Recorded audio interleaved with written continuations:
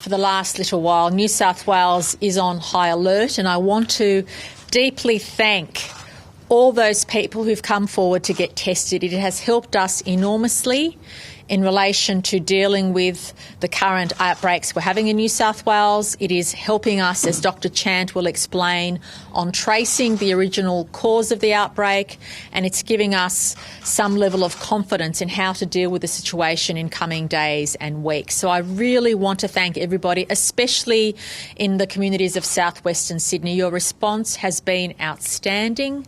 Please continue to come forward and get tested according to the health advice. If you've been to any of the venues that have been mentioned in that period of time, please come forward.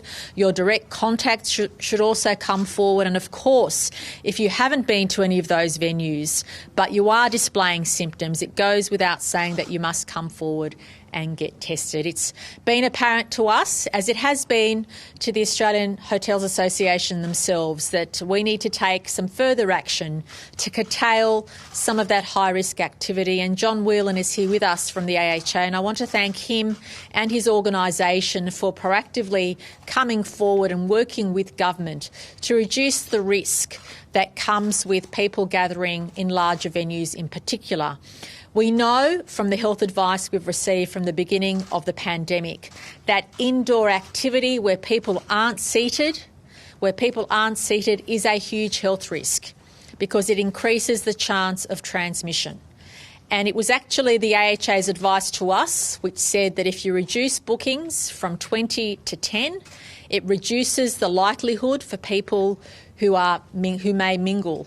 That when you have a group of 10, the likelihood that everybody stays seated and that behaviour will continue is a safe option. So a number of the measures that we're announcing today, including a cap of 300 on any major venues, including the fact that if your venue has capacity for more than 250 people, there will be a full-time marshal on duty at all times to make sure the COVID-safe plans are being implemented. For venues that are less than 250, there will be a COVID-safe person there during those peak times when the venue is operating. And of course, the industry will also be mandating taking every single person's detail, and where possible, I know the industry is also working to make sure all of it's done electronically to allow for clarity and legibility and quick information. So this is a good example of industry and government working together to reduce the risk during a pandemic. Whether we like it or not, the reality is that life is not normal, and it will not be normal until we have a vaccine or a cure. Life will not be normal during the pandemic, and so the question we ask in New South Wales is what can we do to reduce the risk, to reduce the spread, so that we continue to have a good level of activity in our community, a good level of people staying in their jobs and going about their business. So what New South Wales is always looking for is opportunities to reduce the risk, and we know from the health experts what that risk is. It is mainly indoor venues with a number of people that are more likely to transmit the disease, which is extremely contagious, as we all know. But there are also a number of other things that go into the COVID Safe Plan, which the industry now will be making mandatory, not optional. Registration will be mandatory, not optional. And of course, these additional measures will reduce the risk that if there is another situation where there is transmission, and we hope there isn't, we hope there's prevention. But we also know, and I want to make this point very clear, that during a pandemic, when you're easing restrictions as we have been doing, you're going to get extra cases, and we have to live with that. There is no way that New South Wales will have zero cases during a pandemic. It's not going to happen, and we shouldn't expect that. We are always going to have cases when we've eased restrictions, and all of us have to accept that. But the reason why we are especially in high alert in New South Wales is also, of course, of what's happened in Victoria. The proximity, the geographic proximity of our states, the fact that there were some challenges with quarantine, potentially going back some months, means that we have that risk that there's been that level of community transmission in New South Wales for some time, which is why we are on extra high alert. And there will be phases during the pandemic when we are more concerned than other times. And this is the time that we are more concerned because we are still tracing what level of community transmission has occurred in the last few months that may be bubbling below the surface that we're not aware of. So what our aim is in New South Wales is to reduce those activities that have risk, and I'm deeply grateful again to the AHA for working with government. This is a good example of industry taking the initiative, coming forward and working with us to provide a COVID-safe way of moving forward. So I'm going to ask Dr. Chant to give her daily update. She'll talk about the cases we've had overnight, including the total number emanating from those venues that were discussed. Then I'll ask John Whelan from the AHA to make a contribution, and then Minister Dominello and his team through Service New South Wales, who are supporting the industry with compliance, but also ensuring that we get information out to both businesses and also patrons about the new arrangements. And then, of course, we'll take questions after that. Dr. Chant. Thank you, Premier. So there were 13 new cases of COVID were diagnosed in the 24 hours to 8 p.m. last night, bringing the total number of cases to 3,316. Of today's new cases, 2 are returned travellers in hotel quarantine and 1 is a known close contact of a previous overseas case, and they were isolating prior to their infectious period. So the 10 cases reported today are associated with the Crossroads Hotel and all live in southwestern Sydney. And of these, 3 attended the venue and 7 are close contacts of the cases. So we have a total of 23 cases have been associated with this cluster.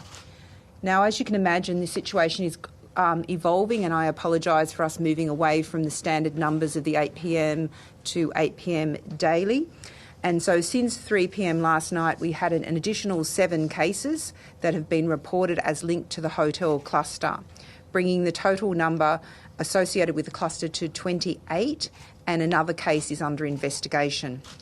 This includes 14 people who attended the hotel, and all the other cases are linked to these cases. So the new cases are a 40-year-old southwestern Sydney woman who attended the Crossroads Hotel on the 3rd of July, a 50-year-old Melbourne man who attended the Crossroads Hotel on the 3rd of July, a 30-year-old southwestern Sydney man who attended the Crossroads Hotel on the 3rd of July, 20-year-old southwestern Sydney woman who attended the Crossroads Hotel on the 3rd of July, a southwestern Sydney child who is a contact of the hotel case, a southwestern Sydney teenager who is a contact of the hotel case, and the 80-year-old southwestern Sydney man who is a content of the hotel case, and a 20-year-old southwestern Sydney man who is currently being interviewed by contact tracing experts. Clearly, this is showing that there has been a number of cases linked to the Crossroads Hotel on the 3rd of July. We have reached out to contact those people who are on the 3rd of July, but should you have been at that premise and not recorded your details at that time, we urge you to come forward and get tested, and please isolate yourself for 14 days. Even if you have a negative test, please remain in isolation for 14 days since that you left that hotel. For the period between, we've then extended the period calling everyone to isolate and come forward for testing for anyone who was at that hotel between the 3rd and the 10th when the hotel was closed for cleaning. It is essential that people come forward for testing. This will now enable us to understand the scope of spread associated with that facility, and remembering that there were other hotel staff who were positive who were working on other days. I'd particularly like to call out any members of the community who were at the hotel on the 9th of July, but also the 4th and 5th of July in particular. But we are urging anyone who was there between the 3rd and the 10th of July to self-isolate and get a test. And even if that test is negative, remain self-isolated for 14 days. One of the cases, the new cases, has also worked at the Casula Kmart on the 10th of July from 5 p.m. to midnight. And people were at that store at that time are urged to watch for symptoms and to self-isolate and get tested. Contact tracing is continuing for the staff and patrons, as I said, who are at the hotel between the 3rd and the 10th. There was also one of the cases visited the Preston's Lodge residential aged care facility during his infectious period, and no other cases have been identified at that facility, but as a precaution, the facility has been placed into lockdown. Investigations and contact tracing are occurring. One of the previously reported cases also attended the Picton Hotel and spent time in the gaming rooms on the 4th, 5th, 9th and 10th of July. And so all patrons and staff who were at the Picton Hotel on those dates are advised to self-isolate for 14 days since attending the hotel and present for testing. Thank you. Thank you very much. I'm very pleased to be here today to support these changes to the requirements that are impacting hotels. We certainly believe that hotels in New South Wales absolutely need to do our part in stopping the spread of COVID throughout the community. A couple of the measures in particular we're particularly supportive of, and we actually approached government to say that these should be strengthened. The sign-in provisions we believe are very important, particularly in assisting health in that tracing ability going forward should there be a case. What we had was a situation from the 1st of June where everyone was required to sign in, and that was done. But then from the 1st of July, when the restrictions were eased, that requirement only went back to one person per group was required to sign in. We went back to government and we, recognising the circumstances had changed and the situation we're in, and also acknowledging that we need to do everything we can to assist health in trace those individuals that might be in contact with those people who have contact. We suggested that we bring it back to the original scenario where every individual was signed in and we had their details. And another measure that we also were very supportive of is this COVID safety hygiene marshal inside the venue. For the larger venues particularly, we think that will really enhance the safety within the venue in terms of social distancing, in terms of hygiene, in terms of cleaning in the venue. And we also think that it will actually make our patrons feel more comfortable coming to the venue, knowing that the venue is taking that extra step to ensure that it is a safe venue. So very pleased to be here today and certainly support these measures introduced by the government. Thank you. Well, June was all about educating and working with the various industries to get them up to speed. July is always going to be about compliance, and today is a step in that journey. We are cranking up compliance, and today is a step in that journey. I want to thank the AHA for working with government, coming forward with some meaningful solutions around how we can reduce the risk. One of the other things that we've introduced that is, as of 12:01 a.m. on Friday, every pub in New South Wales must download a COVID-safe plan and must register that plan with Service New South Wales. I repeat that. As of 12:01 on Friday, every pub and hotel in New South Wales must do two things. One, download the COVID-safe plan, and two, register that plan.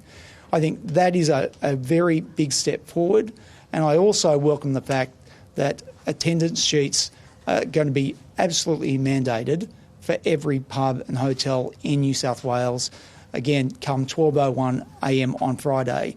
These, together with the other measures that the Premier has already announced, will go a long way in reducing the risk. Ultimately, we have to work together as a community to defeat the spread of the virus. We can't do it alone. We've got to work with businesses, we've got to work with patrons, we've got to work with the people of our state, and today's a big step in that journey. Premier, is this essentially admitting that those restrictions weren't tight enough, that those controls weren't there and it's got away for us? No, I think what is really important to note, and the genomic testing or the detailed detective work that's being undertaken by health. It's important to note that it's highly likely, as I said last week, and potentially before then, highly likely that given the evolving situation in Victoria, that we did have, or New South Wales was exposed to underlying community transmission from that state, and the work that health is doing, whilst it's yet to get to that conclusion, demonstrates there is no doubt that the impact of what's happening in Victoria has impacted New South Wales, and that's why we are in a state of high alert. And this is, as I said, when the Victorian situation was evolving, this is a new phenomenon now for our continent, where previously, prior to what occurred in Victoria, the vast majority of cases in Australia were from overseas travellers and their direct contacts.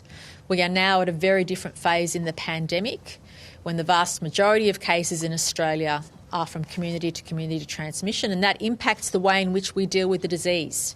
And I want to be very clear about that. That is why we closed the border. That is why we are taking extra measures on what might be considered more high-risk areas where contagion or spread of the disease can occur.